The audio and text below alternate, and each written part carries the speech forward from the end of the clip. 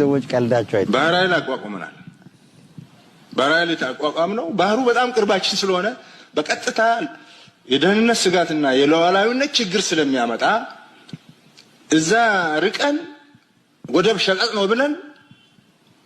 በ60 ኪሎ ሜትር ቁጭ ካል አደጋ ይመጣል ነው።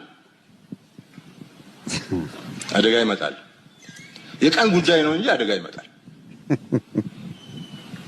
ብለን كم تري ورا لهم زي قداينا بحري ناي برهان جولايو سلامتاينا مصولنا مسوز التحاس في تسامس لزوليو كبحري وحدات كيلومترات رحقنا قدام ينقر بحري افتق بحري ني بيزنس كلا دي كونه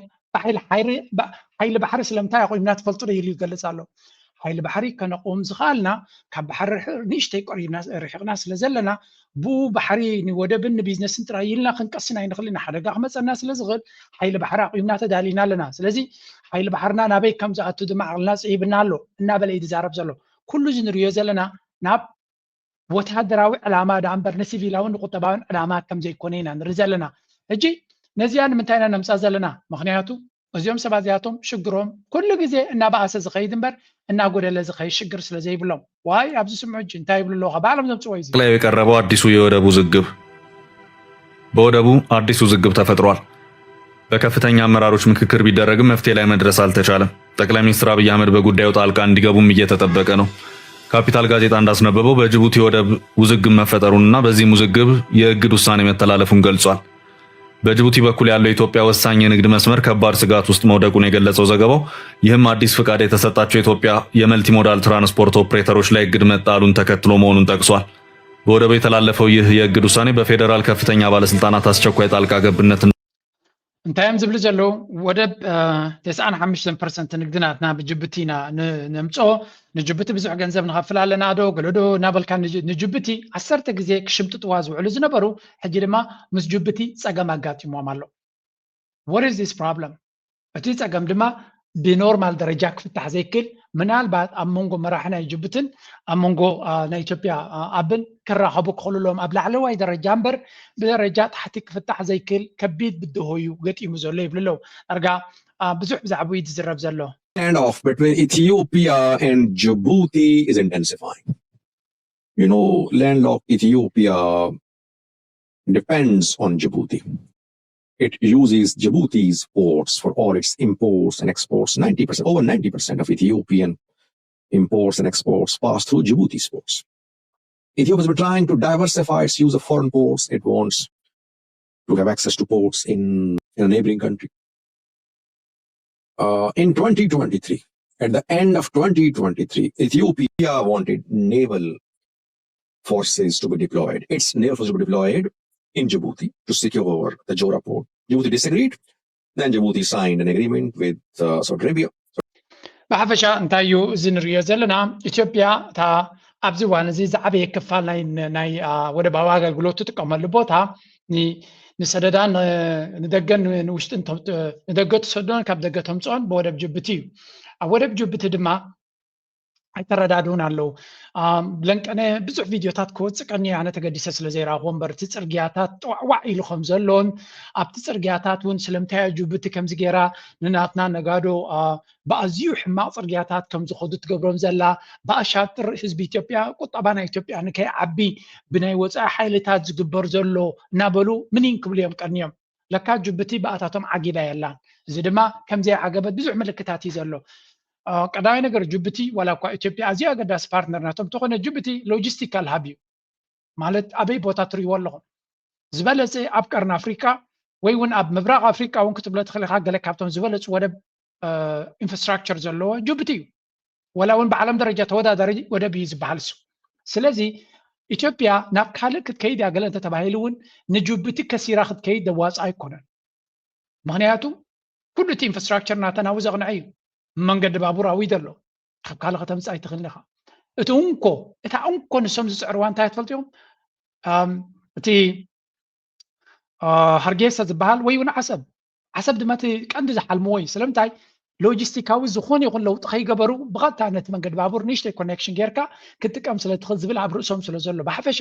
ከም ንሪኦ ዘለና ምስ ጅቡቲ ዘለዎም ሽግር ዓብይ ብድሆ ኮይኖም ኣለዉ ኣብዚ እውን ብዝሰፍሐ መልክዕ ዝዝረብ ዘሎ ጅቡቲ እውን ነቲ ኩነታት ይጥምትዎ ስለ ዘለዎ ስኩዝ ክገብርዎም ክፍትኑ እዮም ስለዚ ጅቡቲ ፖርት ባን puts Ethiopian MTOs in limbo ይብላ ኣሎ Ethiopia's critical trade lifeline through Djibouti is under immediate threat ስለዚ ቀጥታዊ ፀገም ኣጋጢሞም ከም ዘሎ as a fierce regulatory standoff has paralyzed the country's newly licensed multimodal transport operators. ስለዚ ኣብ መንጎ ክልቲኦም ኣጋጢሙ ዘሎ ናይ ሕጊ ምቅያር ወይ ከዓ ጅቡቲ ኣታታትያቱ ዘላ ኩነታት ብዝፈጠሮ መንገዲ with experts warning the only top level intervention between the two countries leaders can resolve the crisis. ነታ ኣጋጢሙ ዘሎ ኣብ መንጎ እስማኤል ዑመር ገለን ኣብይ ኣሕመድን ርክብ ብዝግበር ጥራዩ ክፍታሕ ዝኽእል ትፀገም እዚ እቲ ብዓብዩ ንሪኦ ዘለና ማለት እዩ እዚ ድማ ኣብ ከመይ ኩነታት እዩ ኣሚን ጋይስ ሓደ ግዜ እኮ ንኽንዛረብ ወላ ከይደለኻ ከለኻ እንዲዩ ደዛርበካ እዛ ሃገር እዚኣ ከምዛ ትሪእዋ ዘለኹም ምስ መን እዩ ሰላም ዘለዋ ክትብል ትኽእል ታኡንኮሲ ንጅቡቲ እዚ ኣፀቢቖም ፅቡቅ ገይሮም ክሕዝዋ ኢኻ ትፅበሕ ምክንያቱም ኤርትራ ኩናት ክውጁ ይደሊ ኣለዉ ምስ ሱዳን ኣዝዩ ኣብ ሕማቅ ኩነታት እዮም ዘለዉ ምስ ሶማልያ ብሶማሊላንድ ገይሮም ስቲል ድራማ ናቶም ይቕፅል ኣሎ ስለዚ ምስ ሶማልያ ፅቡቅ ዝምድና ኣለዎም ክትብል ኣይትኽእልን ኢኻ ምስ ኬንያ ደሓን ዝኾነ ዝምድና ኣለዎም ክንብል ንኽእል ኢና ምክንያቱ ካብቲ ምስ ጅቡቲ ዝግበር ዘሎ ኬንያ ክትረብሕ እውን ስለትደሊ ኬንያን ኢትዮጵያን ኦፍኮርስ ናይ ኤሌክትሪክን ናይ ካልእ እውን ብዙሕ ዲልስ ኣሎ ደሓን ዝኾነ ርክብ ኣለዎም ምስ ደቡብ ሱዳን እውን ኣይከፍን እዩ ካብኡ ናብኡ ብሓፈሻ ግን ኢትዮጵያ ብዙሕ ግዜ እትኸዶ ዘላ ካይዳ ኣብይ ኣሕመድ ምስ ግብፂ ብርቱዕ ዝኾነ ምትፍናን ፈጢሩ ኣሎ ናብ በዓል ኣሜሪካ በፂሑ ዘሎ ዓበ ጉዳይ እዩ ምስ ኤርትራ ናብ ኩናት ክኸይድ ዝኽእል ዝበሃል ዘሎ ኩነታት ንርኢ ኣለና ምስ ጅቡቲ ይሰሓሓብ ኣሎ ምስ ሶማልያ ድማ ብዓለም ደረጃ ተዛረበ ምሰሓብ ነይርዎ ኣብ ውሽጢ ዓዱ ኣብ ኣምሓራ ፀገም ኣሎ ኣብ ኦሮምያ ፀገም ኣሎ ኣብ ትግራይ ፀገም ኣሎ ኣብ ካልእ ክፋል ፀገም ኣሎ ስለዚ ዲዩ ኖትስ ሓደ ዓይነት ባህሪ ኢና ንርኢ ዘለና እቲ ባህሪ ድማ ኣብይ ኣሕመድ ኣብ ዝኸዶ ሽግር ፈጣሪ ምስ ኩሉ ጎረባብቱ ሰላም ክገብር ዝኽእል ኩሉ ግዜ ሽግር ዝገብር እዩ ሓንቲ ግን እንታያ ብጀካ ከምቲ ኤርትራ ገፅ ዓፂኦሞ ዘሎ ካልኦት በቃ ከይዱ ሕቁፍ ኣቢሉ ምሶም ገለገለ ምስ በለ ገለ ፀገም ድሓን ይሸላሸል ኮይኑ ይስማዓኒ ወገን ኤርትራ ግን ገፅ ዝበሃል ከልዮም እዮም ካብ ውዕል ፕሪቶሪያ ዝፍርም ሓንቲ ግዜ ጥራይ ምስ ፕሬዚደንት ኢሳያስ ኣብ ግብፂ ክሰኣል ክኢሉ ድሕሪኡ ገፅ ዝበሃል ከርእይዎ ይከኣሉን ዝኾነ ነገር ክልምን ክንብርከኽ ይቕረታ ክሓትት እንተ ብቴሌፎን ይቕበልዎ ድዮም ኣይቅበልዎን ኣይፈልጥን እዚ እታ ዝፈልጣ ንሱ ኩሉ ግዜ እታ ሓቑፍካ ሶሪ ይቕረታ ገለ ምባል ከምኡ ጌርካ ኣታሊልካ ንግዜ ግዜ ክትሰርቕ ትኽእል ኢኻ ዝብል ኣካይዳ ኣለዎ እዚ ንሪኦ ዘለና ድማ ሕጂ እውን እንተኾነ ኣብይ ኣሕመድ ዘተኣማምን ፓርትነር ከም ዘይኮነ እንኮላይ ነታ 90% ወይ 95% ናይ ንግድና ጎረሮና ዝኾነት ዝብላ ዘሎ ጅቡቲ ምስ እውን ስቲል ቀፃሊ ኣብ 2023 ነዚ ናይ ባሕሪ ዕንደራ ምስ ጀመረ እኮ ወደብ ታጁራ ክበካ እኮ ኢላ ኣይደልን እየ ኢልዎ ወደብ ታጁራ የድልየንን እዩ እጂ ስዑድያ ናይ 30 ዓመት ዲል ገይራ ኣብኡ ስለዚ ንሱ ኣይደልን እየ ዝበለ ድማ ናይ ሶማሊላንድ ገለ ነገር ልዕሊ ኩሉ ግን ብድሕሪ መጋረጃ ንወደብ ታጁራ ኣይኮነን ዕላማቲ ኢማራት ዝደልየሉ ዝነበረ ኣብ ጅቡቲ ወላ እውን ሓይሊ ባሕሪ ግበር እንተዝብልዎ እውን ኣማያተውን ምክንያቱ እቲ ኣጀንዳ ናይ ባሕሪ ናይ ኢማራት እዩ ኢማራት ድማ ኣብ ጅቡቲ ክትጎራበት ከምዘይትኽእል ይፈልጡ እዮም ጅቡቲ ንኢማራት ዝኾነ ይኹን ክትገብር ከምዘይፍቅዱላ ይፈልጡ እዮም ስለዚ እታ ናይ ጅቡቲ ጠቕላላ ወላ ሕራይ እንተበልዑ ክቕበል ኣይደልን ነይሩ ናብ ኤርትራ እያ ነይራ እታ ድራማ ናብ ሶማሊላንድ ድማ እቲ ናይ ንግዲ ክፋል ናብ ሶማሊላንድ እቲ ናይ ወታደራዊ ቤዝ ዝድለ ዘሎ ድማ ናብ ዓሰብ እዩ ነይሩ እዚ እታ ድራማ ድማ ምስ ግዜ እናሞተት ትኸይድ ኣላ ካብዚ ቀፂልካ ካልእ ዝግበር ዘሎ ኩነታት ድማ ክንሰማዕ ኣብ ቀርኒ ኣፍሪካ ብዙሕ እንዲ ዝወፅእ ዘሎ Story is from the Horn of Africa.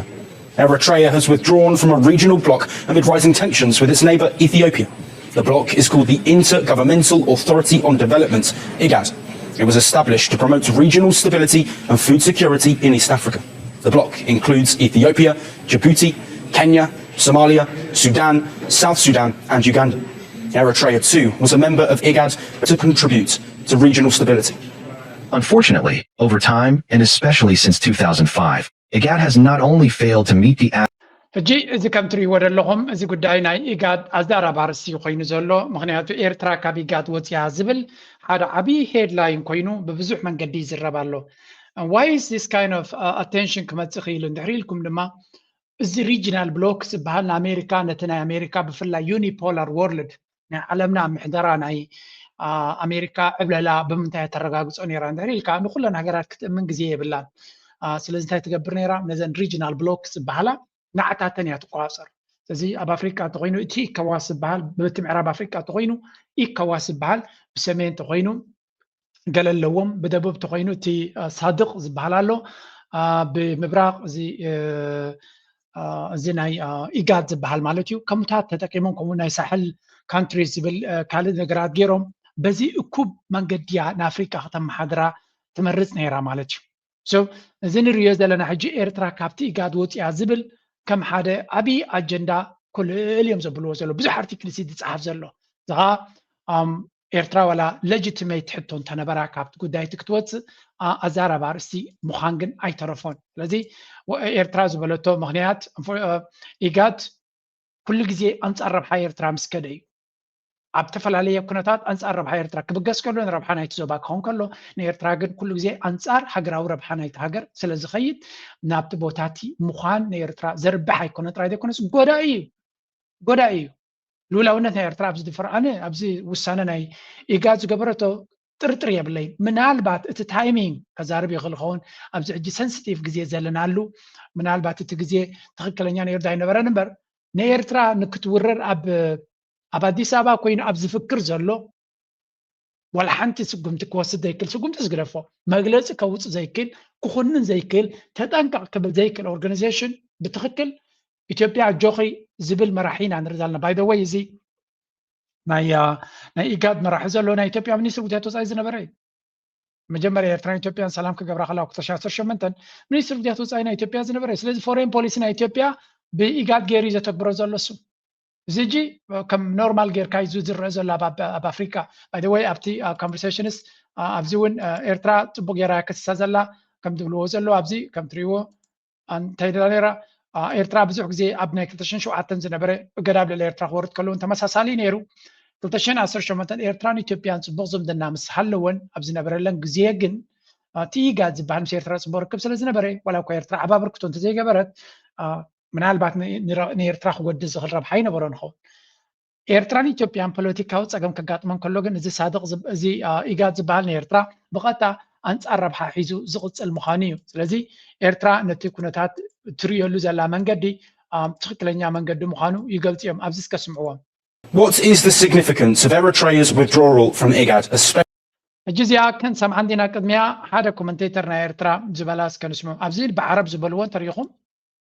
وللعالم كله الآن عبر انسحاب إريتريا من منظمة الإيجاد بأن الوضع خطير للغاية وأنه لا يجب الخضوع لهذه البلطجة أو الهيمنة الإثيوبية. متى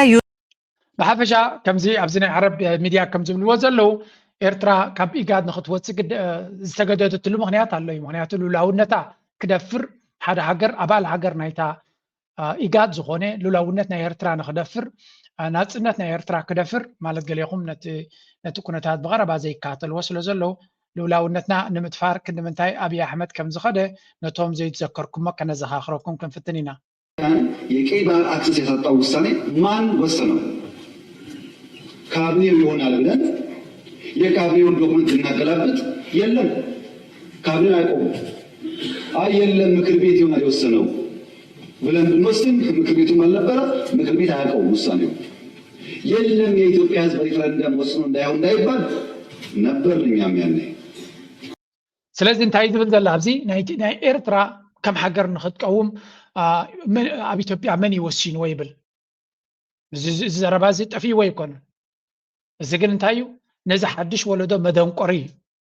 መደንቆሪ ከምኡ ድማ መላዓዓሊ ንምጥቃም ንልኡላውነትን ናፅነትን ታሪክን ናይ ኤርትራ ቃልሲ ህዝቢ ኤርትራ ኣመፃፃ ናይ ኤርትራ እዩ ዝኹንን ዘሎ እዩ እዚ ኣብ ምልክት ሕቶ ዝእቱ ዘሎ ስለዚ ክሳዕ ክንዚ ክደፍር ዝኸኣለ መራሒ ተራ ሓንቲ ግዜ ወይ ክልተ ግዜ ተዛሪቡ ዝተጋጊ ብስምዒት ገለ ክትብሎ ትኽእል ኢኻ ብተደጋጋሚ ከምዚ ቀስቃሲ ዘረባ ድሕሪ ቀስቃሲ ዘረባ እናተዛረበ ዝኾነ ይኹን መልሲ ክወሃቦ ወይ እውን ሕብረት ኣፍሪካ ይኹን ኢጋድ ክልቲኦም ዋላ ሓንቲ ክብሉ ይከኣሉ እዚ ኤርትራ ኦፍኮርስ ካብ ሕብረት ኣፍሪካ ክትወፅእ ኣይትኽእልን እያ ምክንያቱ so many things ኣብኡ ሉስ ክትገብሮ ትኽእል ካብኡ ምውፃእካ ምክንያቱ እቲ ምውፃእካ ዋጋ እውን ስለ ዘኽፍል ሕጂ ኣብዚ እንታዮም ዝብሉ ዘለው ክንሪኦ ከለና ነዛ ሕጂ ክብላ ፀንሐ ሓደ ፕሮፌሰር ናይ ኢትዮጵያ ጽቡቅ ጌር ገሊጽዋ ነይሩ strong reason to believe the Horn review is a mouthpiece of the regime. Maybe I could add some information for our listeners as well. Recently, the past couple of days, it has been in a state of hysteria. You could say every morning there is editorial. That would be the first think tank where it gives editorial every morning, because normally that doesn't happen. And all of them are about Eritrea. And there are times when they seem to be experimenting with arguments and floating ideas. And one of the ideas that they have been floating now is whether Ethiopia could withdraw its recognition of Eritrea.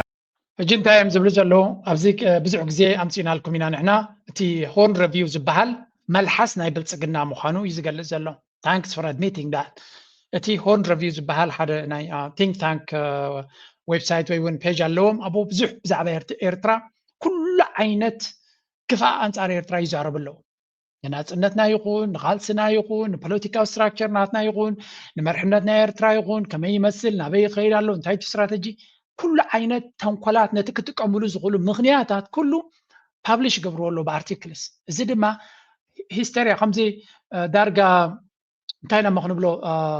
ነቲ ከምዚ ዓፈር ኩቡዝ ዓይነቱ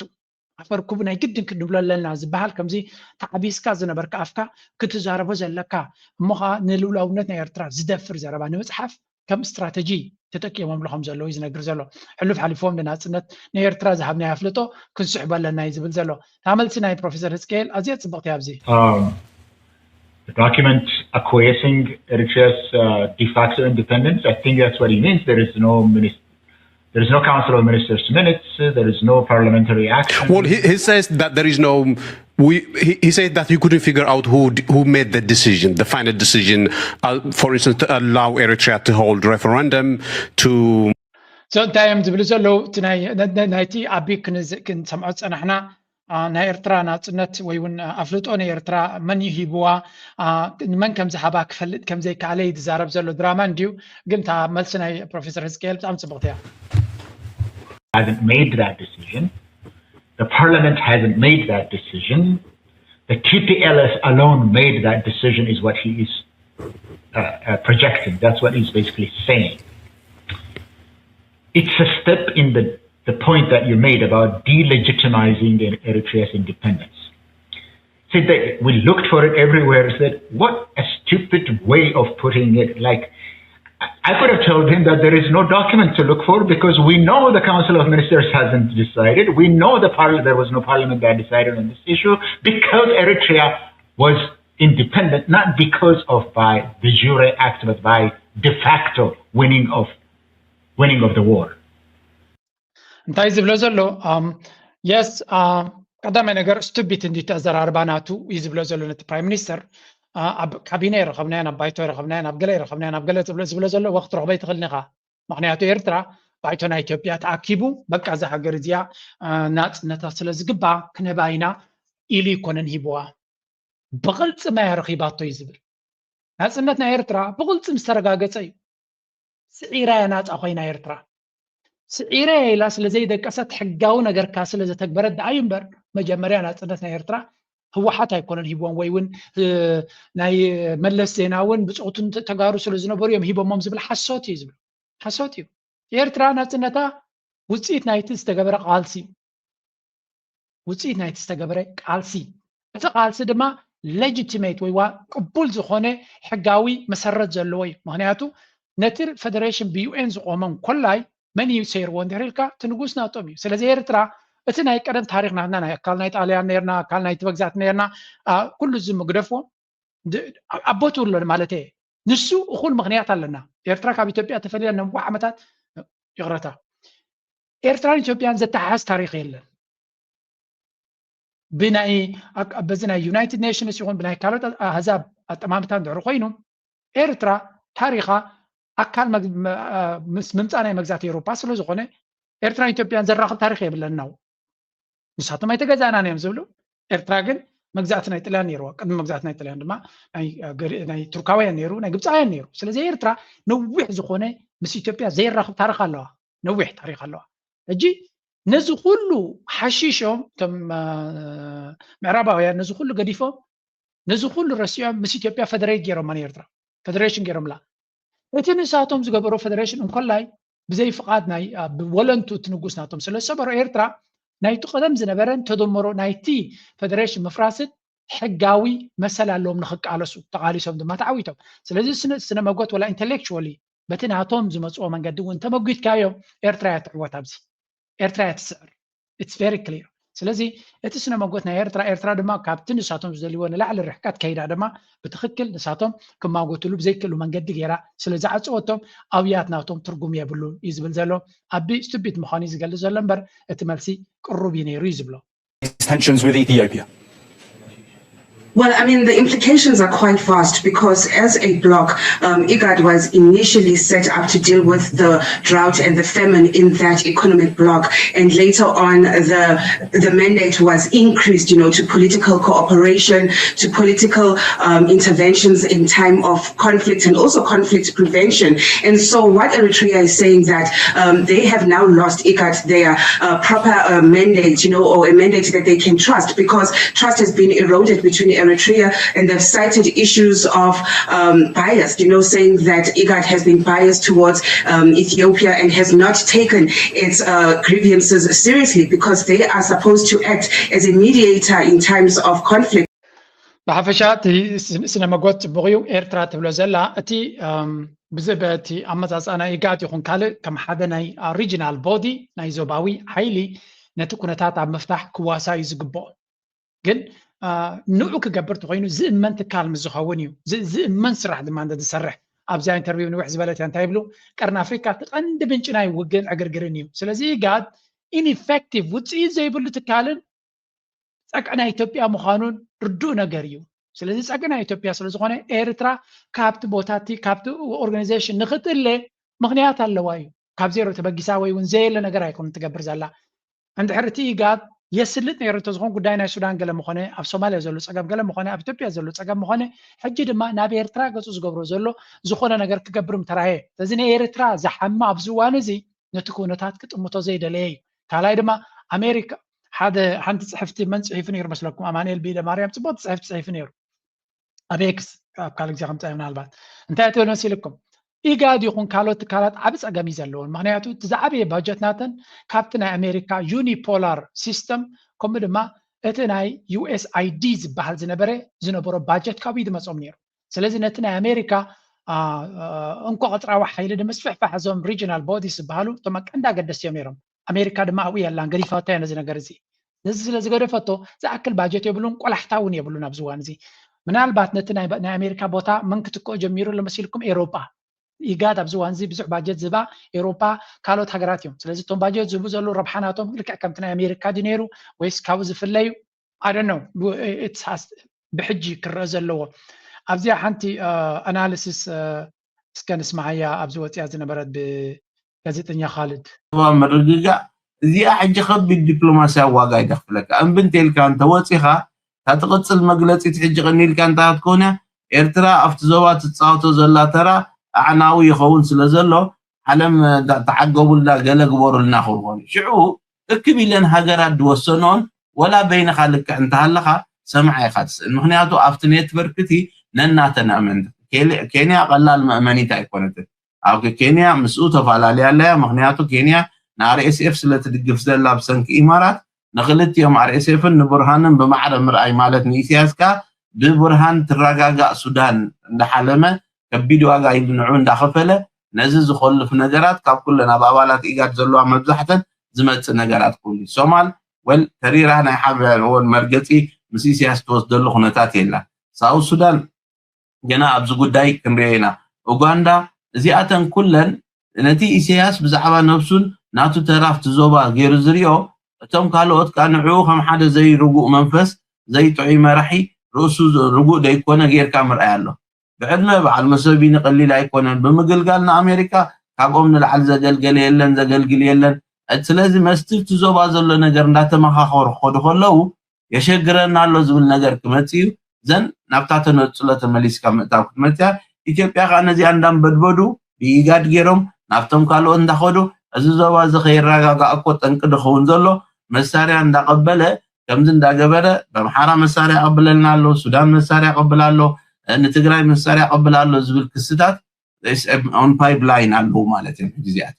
ለዚህ ተቀዳመይቲ ስቴፕ ከምዚያ ምግባር ናይቲ ዝዛራረቦ ነበሩ ዝርርባት ውጽኢት መኻኑ ክርለና እንታይ ዳይ ተሐቀኛ ጠንቂ ኣብዚ ትሪሮ what we know about Eritrea's withdrawal from IGAD እንታይ ዝፍለጥ ኢሉ ሓደ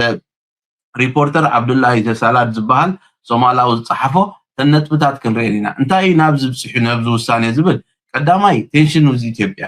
እዚ ትጽበይዎ ይኹም ብዙሕ ግዜ እውን ድገለጽኩ ወይ ብሰንኪ ዲፕሎማሲያዊ خسارة ናይዚ ስርዓት ወላ ፈተውታ ሃገራት በዓል ጣልያን እውን መግለጽ ኸውጻሉ ዘይክእላ ኩነታት ኢና ንሰም ዓሰብ ክንምልሰይና ናጽነትና ኤርትራ ዝኸደሉ መንገዲ ቁና ኣይኮነን ኩሉ ዳተባህለ ቆሎ ኢጋድ መግለጽ ያውጽእ አፍሪካ ሕብረት መግለጽ አይውጽእ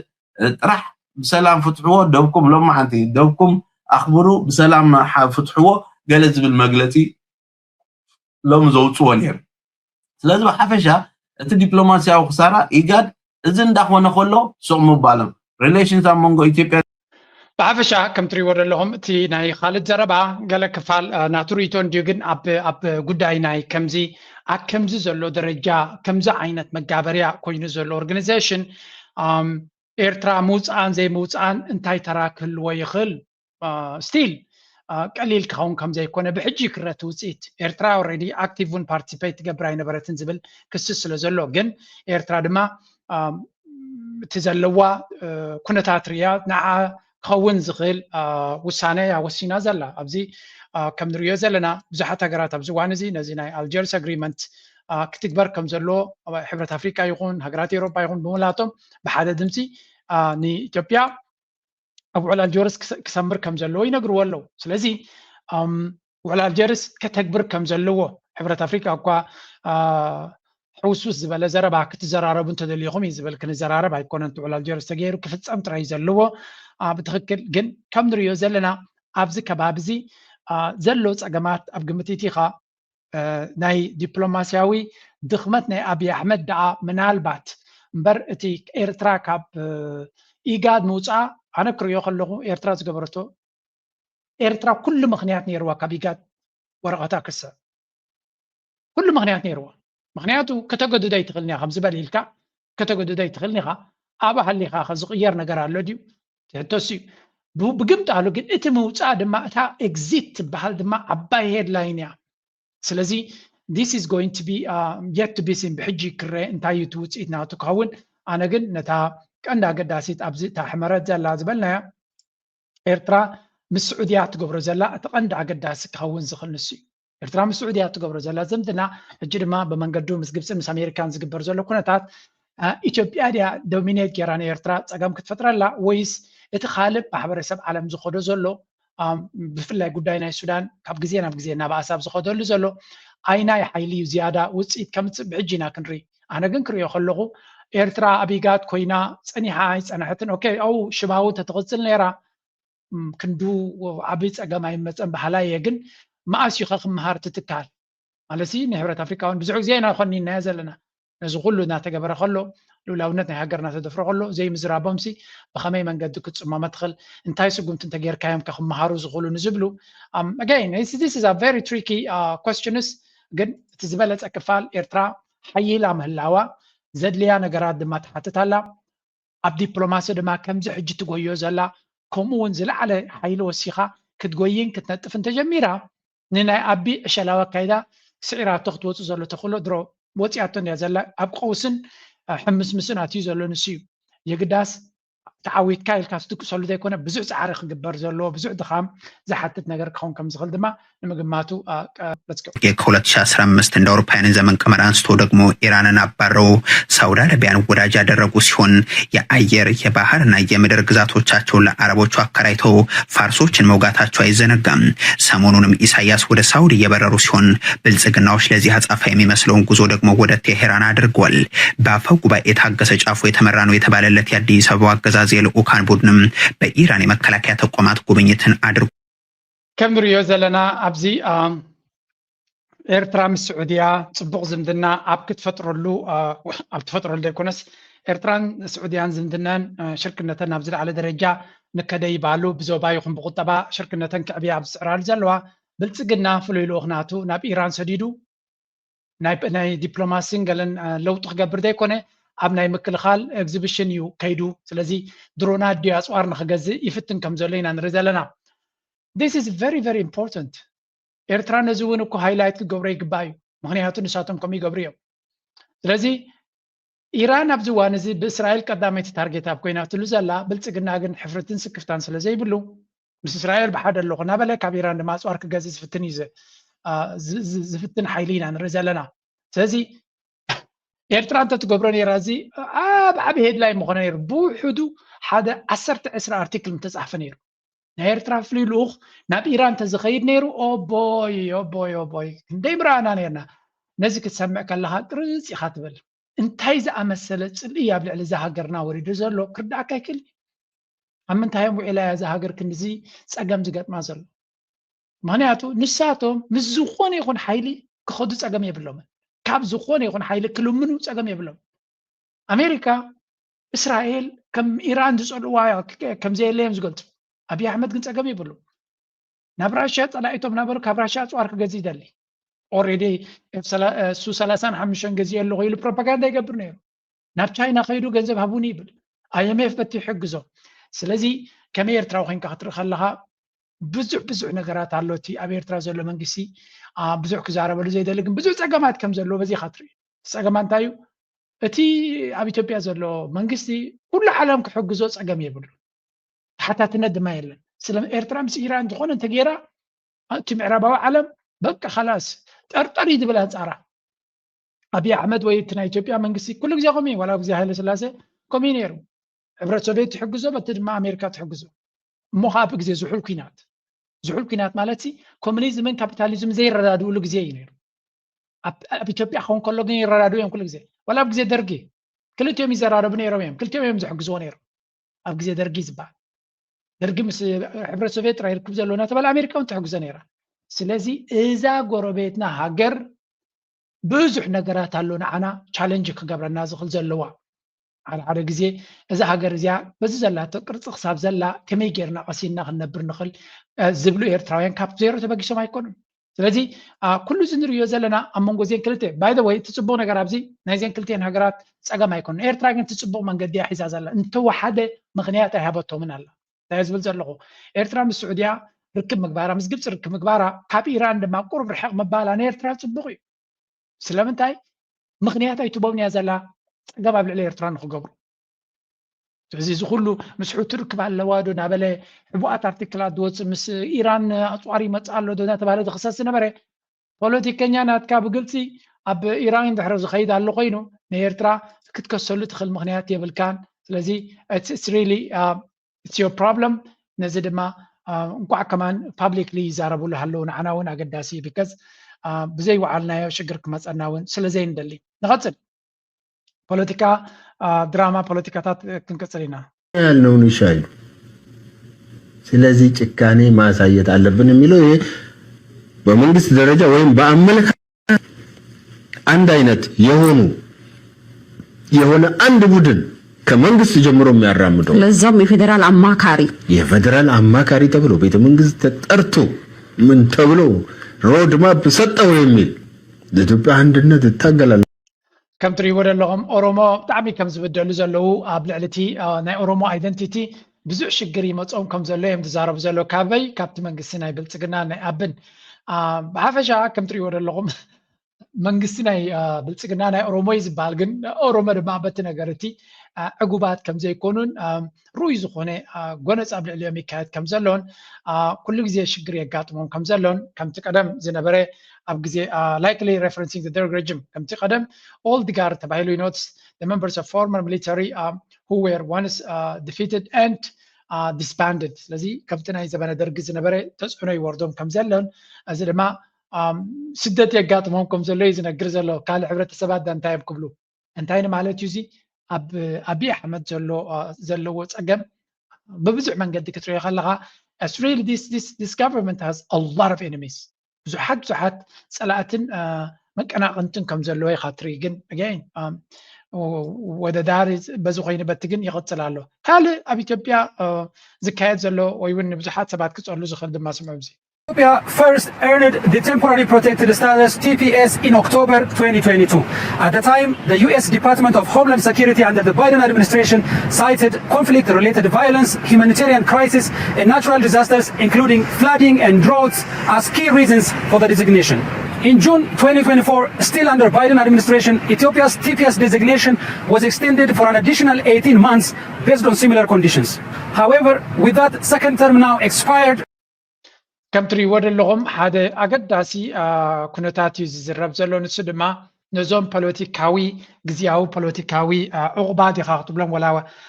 ናይ ምፅናሕ ወረቐት ተዋሂብዎም ዝነበረ ናይ ኢትዮጵያ ፖለቲከኛታት ዶናልድ ትራምፕ ነቲ ዝነበሮም ቪዛ ከም ዘይሕደስ ገይርዎ ከም ዘሎ እዩ ዝንገር ሓንሽቶ ይስምዕዎ ኣብዚ it's really kind of sad. So those 5,000 individuals obviously are going to be having a hard time unless they take a reasonably quick step to remain lawful in terms of their immigration, either through a family arrangement, which has to be genuine, obviously, or if they have a genuine fear of return, they have the option of filing for asylum. If you've not found a new lawful immigration status, the risk of being deported is high. ስለዚ ከም ትሪእዎ ዘለኹም እዚ ነዞም ፖለቲከኛታት ክንደይ ካባቶም ብናቶም ወረቐት ዜግነት ናይ ኣሜሪካ ኣለዎም ይነብሩ ክንደይከ በዚ ቴምፖራሪ ዶኩመንት ናይ ኣሜሪካ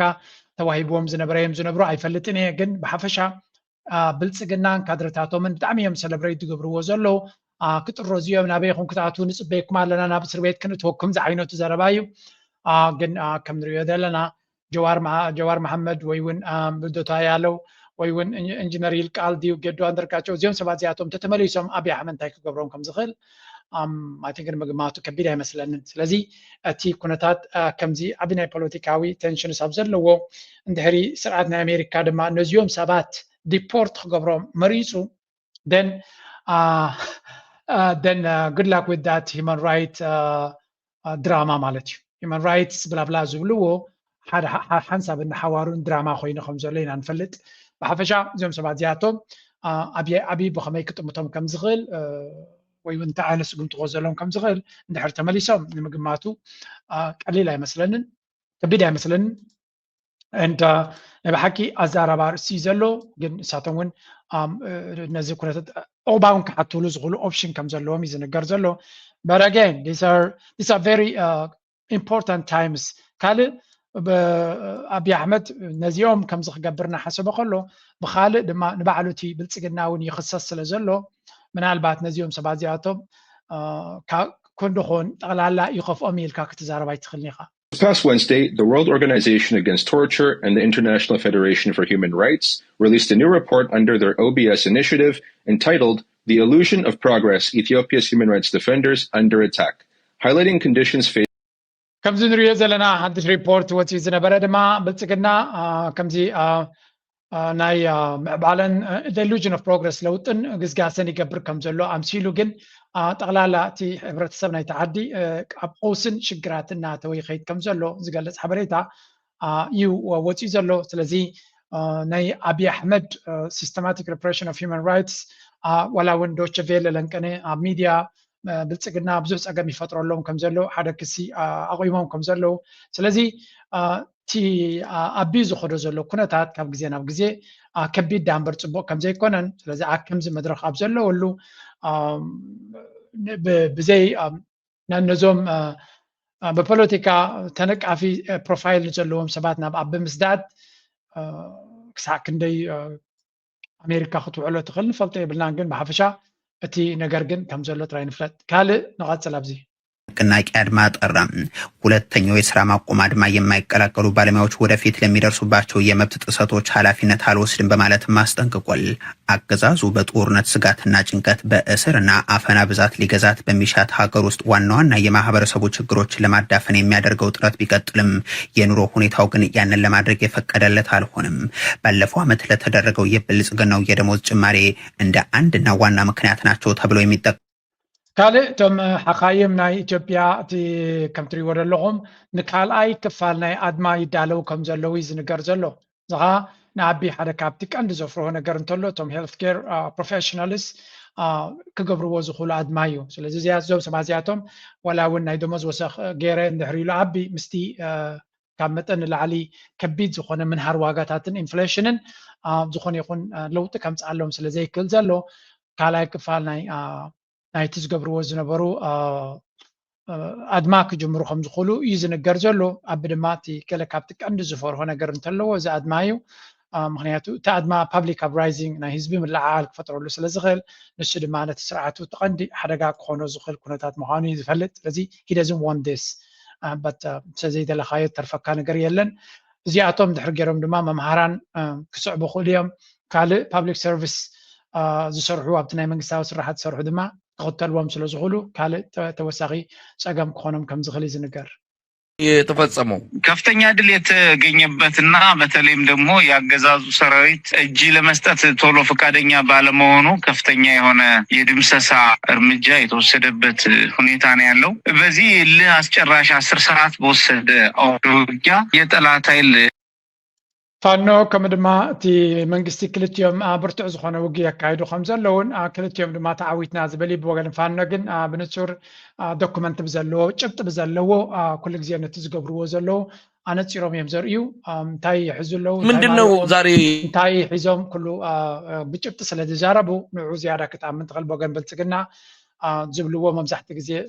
ኣፍኮርስ ንፋኖ ማሪኽና ኢሎም ክጀሃሩ ናይ ኩሉን እዮም ምክንያቱ ወላ እውን ንዑ እንተሪኦም እውን መዋረዲኦም ስለ ዝኾነ ንህዝብኻ ኢኻ ንሃገርካ ኢኻ ተብርስ ዘለኻ ስለ ዝበሃል ናይ ፕሮፓጋንዳ ንምስራሕ ዓብ ሽግር እዩ ዘለዎም ግን እዚ እውን ኣካል ናይቲ ምስ ፋኖ ዝግበር ዘሎ ኩናት ይቕፅል ከም ዘሎ ኢና ንርኢ ናብ ትግራይ ምስ ንሰግር ድማ ስምረት ፓርቲ ዝገበሮ ግንቦት ወር ላይ የተመሰረተውና ዘንድሮ ጥቅምት አጋማሽ ላይ የመስራች ጉባኤውን ያካሄደው የትግራይ ዴሞክራሲያዊ ስምረት ፓርቲ በትግራይ ክልል የሚስተዋለውን ሁለንተናዊ ችግርን ለመፍታት ወቅታዊ ሁኔታን በማገናዘብ ህዝቡ የሚያስፈልገውን ቅድሚያ መስጠት ቀዳሚ አጀንዳውን አድርጎ እየሰራ ይገኛል። ስምረት ፓርቲ በምርጫ ቦርድ ሙሉ እውቅና ከተሰጠው ከአንድ ሳምንት በኋላ የፓርቲው ምክር ቤት የመጀመሪያውን መደበኛ ራፍ ቀንዲ ትኩረቱ ከም ዝኾነ ፕሬዚደንት ፓርቲ ስምረት አቶ ጌታቸው ረዳ ገሊጾም ትግራይ ኣብ መረፃ 2018 ምስታፍ እቲ ፓርቲ ንምውድዳርን ከም ዝመደበ እቲ ፓርቲ ገሊጾሎም እዚ ዝተገለጸ ዲሞክራሲያዊ ፓርቲ ስምረት ትግራይ ፈላማይ ስሩዕ ኣኼቡ ቤት ምክሪ ኣብ ዝሳለጠሉ እዋን እዮም ውድብ ስምረት ብቁልጡፍ ናብ ስራሕ ብምእታው ቅድሚ ኩሉን ልዕሊ ኩሉን ውግእ ኣብ ምትራፍ ክንቃለስ ኢና ክብል እዩ ፕሬዚደንት እቲ ፓርቲ ጌታቸው ረዳ ገሊጾም ኣባል ፈጻሚ ስራሕን ሓላፊ ሚድያን ኮሙኒኬሽንን ውድብ ስምረት ተቀላይ አቶ ብርሃነ ገብረየሱስ በወገንም እዚ ፈላማይ ስሩዕ ኣኼባ ቤት ምክሪ ውድብ ስምረትን ካልኦትን ኣባላት ቤት ምክሪ ስምረት ብዕምቆት መቸም ከም ዝንሪዮ ዘለና እቲ ምርጫ ተባሂሉ ዝዝረብ ዘሎ ኣብ ኢትዮጵያ ማለት ኣብ 2026 ስለ ዝካየድ ከም ዝንሪዮ ዘለና ስምረት ዝበሃል ምስ ብልፅግና ብሓደ ኮይኑ ንብልፅግና ብዘይ ሓሲ ወይ ብልፅግና ኣብ ላዕሊ ፓርቲ ኮይኑ ከም ዝዕወት ግን ድማ ምርጫ ከም ዝገብሩ ዘለዉ ንኸምስሉ ፓርቲታትን ገለን ተባሂሉ ይዝረአ ዘሎ እዛ ጉዳይ እዚኣ ድማ ምስታ ቅድሚ ሕጂ ዝተገበረት ምርጫ ደገለለ ድበልዋ ምስ ትግራይ ናብ ካልእ ኩናት ናይ ምኻድ ወይ ከይትኸይድ ዝብል ስጋኣታት ኣብ ብዙሓት ዜጋታት እናዓበየ ይኸይድ ከም ዘሎ ኢና ንርኢ ምክንያቱ እቲ ኩነታት ብወገን በቶም ሓደ ወገን ዘሎ ነዚ ብብልፅግና በዞም እንደ ሌሎቹ የድርሻውን በትግራይ ክልል ላለፉት ዓመታት በህዝብ የተመራ ከም ንሪዮ ዘለና ኣብ ትግራይ እውን ከኣቱ ከም ዝኾነ ይዝረብ ዘሎ ምናልባት ንእሽተይ ብትግርኛ ተረኺብና ላለፉት 2 ጊዜ ያለ መንግስት ቆይቶ አሁንም ለሶስተኛ ጊዜ ያለ መንግስት ከቀጠለ ይሄ ህዝብ አደጋ ላይ የሆነ ስላለ ይሆነኛል የሚለው መንግስት በምርጫው ማረጋገጥ ያለበት ይመስለኛል። ሁለተኛ ምን አማራጭ ሐሳብ አላችሁ የሚለው እንደኛ የመጀመሪያ ሐሳብ እጅቲ ኣብቲ ምርጫ እቲ እንታዮም ክገብሩ ዝፍትኑ ዘለዉ ሪኢኹም ኢኹም ነቲ ህወሓት ዝበሃል ካብ ፖለቲካ ሰሪዞም እዮም ስለዚ ህወሓት ክወዳደር ኣይክእልን እዩ እዚ ስምረት ዝበሃል ፓርቲ መዓት ባጀት ዘለዎ ንሱ እቶም ካልኦት ኣናእሽቲ ፓርቲታት ዶ ባይቶናዶ ወላ ዓረናዶ ዝበሃሉ ንዓታቶምን ኣወዳዲርካ እዚ ስምረት ዝበሃል ተዓዊቱ ንትግራይ ንሱ ዝውክል ተባሂሉ ድሮቲ ኣማኻሪ ናይ ኣብይ ኣሕመድ ኮይኑ ዘሎ ከም መራሒ ጌርካ ንጌታቸው ረዳ ትእቱ ማለት እዩ ትገይን ድማ ነዚ ይመስል ብርግፅ እቶም ህወሓት ነዚ ክቕበልዎ ከም ዘይክእሉ ርዶ ጌርና ክንወስዶ ንኽእል ማለት እዩ ለሓደጋ ኩናት አንጽራሊዮ ከም ዘሎ ገሊጸሎም እቲ ቦገን አዲስ አበባ ይመጽንሎ ዝበሎ ኩናት ንምክልኻል ድማ እቲ ጉጅለ ምስ ዞም ሰራዊትን ዝተወጻጽሮ ግዚያዊ ምምሕዳር ንኮይኑ ብሓባሪ ግምግሞን ይከታተልዎን ከም ዘለው ገሊጾም ውሽጣዊ ተቃላዓይነትና ዝበሎ ብምንካይ ንምውሓስ ህልውኑ ርብርብ ከም ዝገብሩን ገሊጾም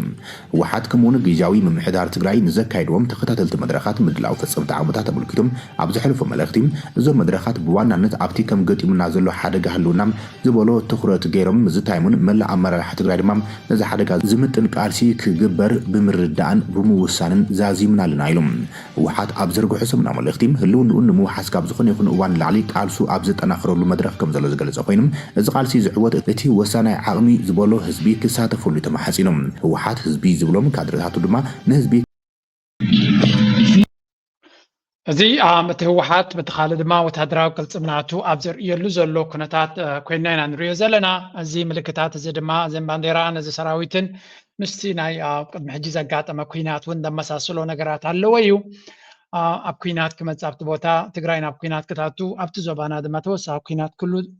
ማንም ሰብ ኣይበግን እዩ ማንም ሰብ እውን ኣይደልን እዩ ግን እቲ ኩንነት ግን ክንሪኦ ከለና ናብ ጽቡቕ ገጹ ዝኸይድ ኩነታት ኣይንርኢና ዘለና ስለዚ Yeah, I mean, this is going to be a little bit scary time. كتريا خلها جن تي كنتاتنا بيجاسو كحيد كم زغل مجمعاتو كبداية مثلاً. يوتيوب زلو قلعان تايبل تتكزي زبن أرم سبعا أنت تاخذ سمسي سيفل واريو كده مخلت معلتيهم عيلو بوست غيروا سيفل واريو مخنياتو እቱ ናይ ተከዘዘቡን ናይ ደመቀ ዘውድ ሰራዊት ስለልኾነ ወዶ ወልቃይቲ ኣርሚ ሰብዓውን 70% ናይ ኣርሚ ሰብዓ ተጋደልቲ ደቂ ወልቀቶት እዮም ስለዚ ኣቶም ተተታኺሶም ሲቪል ዋር እዩ ስቁል ኮነንት ልዛረብ ዘሎ ሰብ እዚ መሬት ካዝ መንጠለካ ህዝብካ ዘባረካ ባዕልኻውን ማለት ቆል ዓዛርብ ዘሎ ከባዕሉ እውን ኣይኮነን ባይዞይ ከባዕሉ ኣይኮነን ስሉ ታራ ዘርባውን ኣይኮነን ይሲ እቶም ኣብ ሱዳን ዘለው ተመዛበልቲ ወገናትና ደቂ ዞባ ምዕራብ እዮም ተመውዝ ዘለው ደቂ ዞባ ምዕራብ እዮም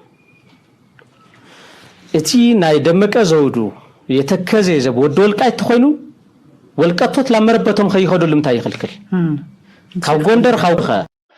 ምዕራብ ትግራይ ዝበሃል ሆት ቶፒክ ኮይኑ ከም ዘሎን ወላቲ ግዝያዊ ምሕዳር ዝበሃል ዘለውን መሬቶም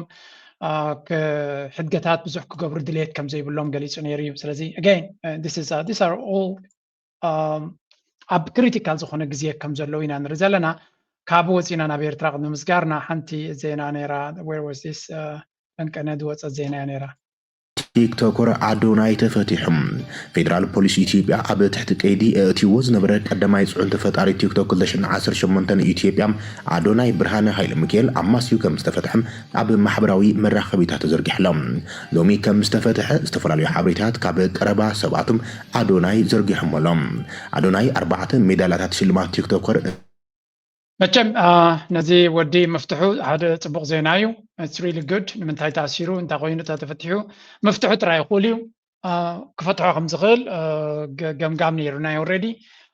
so congratulations ንብሎ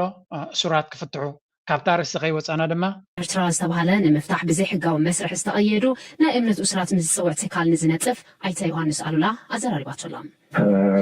እዚ ኣዝዩ ደስ ዘብል ዜና ይድሕርኖ ይኸውን ንሰማዕ ዘለና ሕዳር ክንስኡ ጀሚሩ ኣብ ከባቢ 18 ሕዳር ኣቢሉ 19 ዝኾኑ ኣብ ከረን ዝነበሩ ኣብ ሓይሉ ዝነበሩ ተፈቲሖም ማለት እዩ ደቂ ኣንስትዮን ደቂ ተባዕትዮን ከም ድማ ቀፂሉ ኣብቲ መጀመርያ ወርሒ ናይዚ መጀመርያ ሰሙናት ናይዚ ወርሒ ኢልና ዘለና ታሕሳስ ድማ ከም 26 ኣቢሎም ኣብ ኣስመራን ከባቢያን ዘለዉ ካብ 3 ዓመት ክሳብ 1 ዓመት ኣቢሎም ተኣሲሮም ዝነበሩ ተፈቲሖም ማለት እዩ ቀፂሉ ዝሓለፈ ሰሙን ኣብ ክልተ እዋን መጀመርያ 36 ኣቢሎም ድሓር 17 ዳርጋ ጠቕላላ ቁፅሮም 98 ኣቢሎም እምነት እስራት ዝነበሩ ተፈቲሖም ኣለዉ እዚ እዋን ኣዝዩ ደስ ዘብል ዜና እዩ ብዙሓት ብፍላይ ብኩሉ ክፍለ ዓለም ኮይኖም ብፀሎት ናይዞም ኣሕዋትን ኣሓትን ምፍታሕ ክትብሉ ይፀንሑ መልሲ ጸሎት እዩ ሕጂ ከዓ እግዚኣብሔር ሙሉእ ክገብረና ንትዳ ማለት እዩ ኣዝዩ ዘሕጉስ እዩ ኩሉ ቤተሰብ ኩሉ ትማሊ ዝነበረ ኩሉ ኣብ ቤተክርስትያናት ናይ ሓጎስን نايمس كان المعرفة إله كرم بزحات سدرا بيتات كم تدفلت مخنيات مأسرتي بزح قاهي بزح صلوت بزح عينت وقتر ويشغلت ثاني حوانا لهم زبالك زي حدا عبي رفتا زهبيمو من الوقت نايتهم تاريفهم زلو خانت أي تسفاتات هلو زي خند عينت حجي بجملة مفتاح زي قرب سليد ولا خاطر حجي كل دين ستها نيرام اليوم عاد استفل عليه وان ستح له خمر مثلا يسمى السرو نيرام مابتي بحلف عمتات إذن حجي قرب سليد بدلو أب حتى وان بستفل عليه نتسرات حونا حلنا أسراتهم فحيكون كارلوتهم يفتح مهلاهم زحد نسلطين بالعندي يفتح مهلاهم مهاب خمس بجملة واحدين الجزء في البوتاري بتاعتي لما أنا نصرفنا في متشب إيرتراوي إنه كل إيرتراوي السورات تفتحهم كنسمع كلنا أنا بنفسي مالتيو أبا حقوسي تسمعني إيرترا نابصبوق قصات خيد الله كنبل ندحرو خينا ويون نابصبوق تخيد الله نزبل قانقاناتنا زرقد زدرع انتلو السوراتنا كفتحو خلو يوم السوراتنا كفتحو خلو ناي بحكي إيرترا نابصبوق قصات تبقيسا كمزلا مرأيا يزخوننا. So this is a very important thing and I hope them to reform the law among Sertra Ganazibu. Ezi ناي صبوق تسفا زبهال بسوراتنا كفتحو خلوي. زي ناي بحكي دسبل زينايو يقتل لنا كومجيروم دما صبوق زخانه وصيت كنركب تسفا نقبر ناي بحكي فمي this is انا امنيت حقوس زلو انا امنيت حقوس زلو توم تريفورم زلون I hope من سيرترا أجنازيبن كلهم نتوم تريفهم زلهم فتحهم سورات فتحوا يزدلانه بجاكاتهم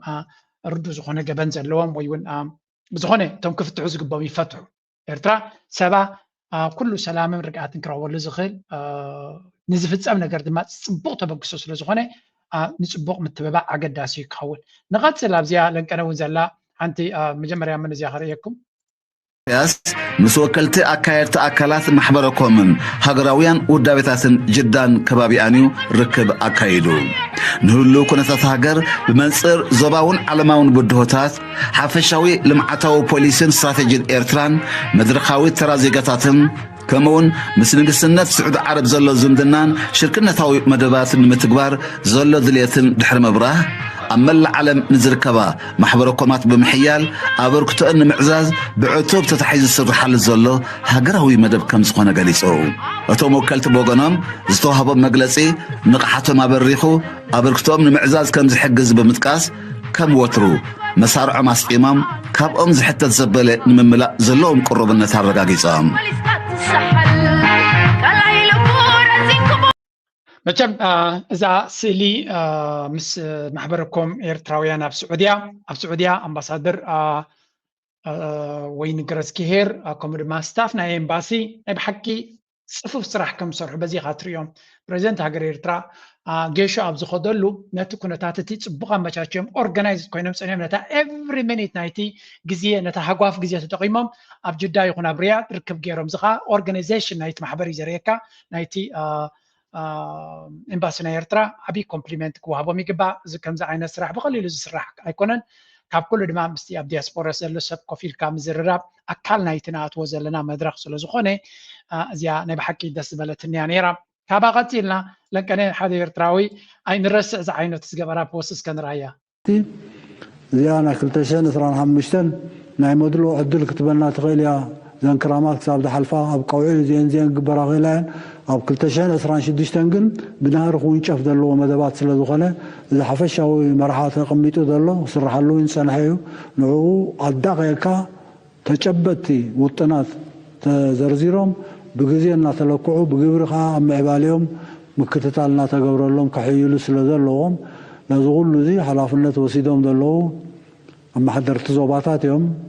أو هاتو قينا من كل خريوه ببزوبهم لأن تما وسيم الدقيقهم كسر حليهم تساتف أوها كل ببزلوين أو ركتوه جبر كم دلو نمر رجاس منتي تقطعلي نقعات دبعال نايزين أو قصقصات أقدر سنة كم دلو قمت متى وكدلي كم ذات رواز لهم إذا زربازيا ملو حلافنا التواهبهم زلو نايزو باتاتا ما حضرتيهم يللو سلازي تعمد توديا ديسمبر كلتا سومني تاريخ وغازلو إسرع شدشن صباحيا سلازي كمزي كابل عليك زرب كله تزربانه تحت وريدو صبصاب ناي ممصع تقولو ابي إيرترا زياره كدفعلو نحتت we have to really نتي زوباتا زلو كل ነገር ካብ ፕሬዚደንት ትግራይ ክንፅበየ ንኽእል ኢና he said that ቅድሚ 6 ወርሒ እዚ ጉዳይ እዚ ዞባታት እዮም ሓላፍነት ወሲዶም ዲቴይልድ ሓበሬታ ሒዞም ክመፁ ዘለዎም ክቐርቡ ዘለዎም ኢሉ ነይሩ so where are we ኣበይ ኣሎ እቲ ኮሚኒኬሽን ናይ ሚድያ ድማ ነቲ ንቅሓት ነቲ ዘሎ ጎስጓሳት ኣበርቲዕና ክንሰርሓሉ ኣለና እወ ንሕና ሓላፍነትና ወሲድና ነቲ ጎስጓስ ዜጋታትና ኣብ ዓዶም ተመሊሶም ክሰርሑን ኩሉ ዝድለ ንክገብሩ ክንጉስጉስ ኢና ግን እቲ ብዞባታት ዝወሃብ ዘሎ ተልእኮ እንታይ ክኸውን ኣብ ዲያስፖራ ዘሎ ምልክዕ ምስተን መሳርዕ ናይ መንግስቲ ህዝብን ሰራዊትን ኮይኑ ሳልሳይ ግንባር ኮይኑ ክሰርሕ እዩ ውጥን ከምኡ ዘሎ እቶም ዞባታት ድማ ነቲ መርሓ ጎደና ክቅርብሎም ተባሂሉ ነይሩ what are they doing and where is this thing ነዚ ድማ ደጋጊምና I hope RTV ነቲ ኩነታት ተኸቲሎም ምዝምልከቶም ጉዳያት ተዘራሪቦም ነቲ ሓበሬታ ናብ ህዝቢ ከቕርብዎ ምክንያቱ 2026 ካብ መጀመርያ ብዙሕ ስራሕ ክስራሓላ ዘለዎ እዩ ብዙሕ ተስፋ ዝህብ እሱራት ፍትሕሎ ንሰማዕ ኣለና ካልእ ብዙሕ ፅቡቕ ስዑድያ ዝግበር ዘሎ ሽርክነታት ኩሉ ኣብ ፅቡቕ ናብ ዝጭበጥ ደረጃ ክኸደሉ ዝኽእል ኩነታት ስለ ዘሎ let's use this opportunity ንሕና ድማ ነዛ ዓድና ዝጎድላ ንምምላእ ኢድ ንኢድ ተተሓሒዝና ንኽንቅፅል ተስፋ ንገብር I hope ማሕበረ ኮማት ናይ ኤርትራ ድማ ነቲ ተሪፉ ዘሎ ሕቶታት ልክዕ ከምዚ ብዝተፈላለየ ማሕበራት ናይ መንግስቲ ገይሮም ደፊኦም ክደፉ ክኽእሉ ኣለዎም ሳቶም ብፍላይ እቲ ኤምባሲታትን እቲ ናይ ቁጠባ ማሕበራት ናይ መንግስቲ ኤርትራ ብደገ እውን ነቲ ዲያስፖራ ሒዙ ዝያዳ ድፍኢት ክፈጥር ክኽእል ኣሎ ነቲ ሞመንተም ነቲ ዘለና ፅቡቕ ነገር ናብ ጭቡጥ ነገር ክንቀይሮ ተኾይና we really need to work side by side ኩሉ ሰብ ድማ ናብ ሓደ ዳይሬክሽን ክደፍእ ክኽእል ኣሎ ናበልና ናይ ሎም ኣርስታ ኣብዚ ክንውዲና ፕሊዝ ላይክ ግበሩ ሼር ግበሩ ሪጠቕምን ሓሳብኩምን ብሃናፅ መንገዲ ግደፉ ናበልና ምዝያ ደርፊ እዚኣ ክገድፈኩም እየ ከም ወትሩ ታንክ ዩ ቨሪ ማች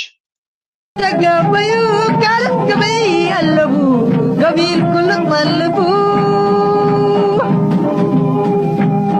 مبطيلت كير ويلت بادر عدا شفتوت قبين دالس قبيل تحرر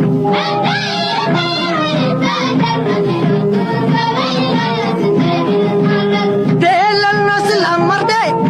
أفلق بواب عدي دول لسقم هجوم لستدي أب يام سورة بحضارة لبدي أسك آخر رحوتي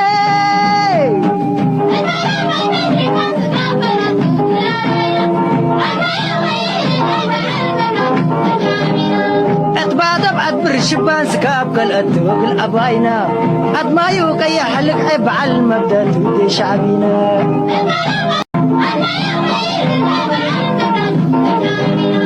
كرن كلا كرشنا يتقوي طارف مبادرنا تروت اباي تردنا الشبر يحلق